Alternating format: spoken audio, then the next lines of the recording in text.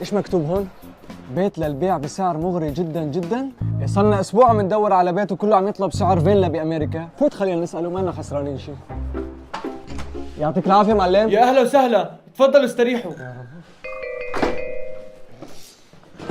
تفضلوا، شلون فيني اخدمكم؟ وين البيت اللي عم تحكي عنه؟ باي منطقه؟ والله يا اخي مع الاسف البيت انباع من شي ربع ساعة. انباع؟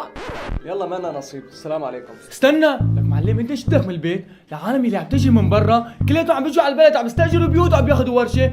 في عندي ورشة شي على كيفك بنص البلد وبنص حقها. ورشه؟ وبنص حقها؟ معلم ورشة أحذية بنص الهلوك مع محل على شارع الرئيسي وبس ب $5000. $5000؟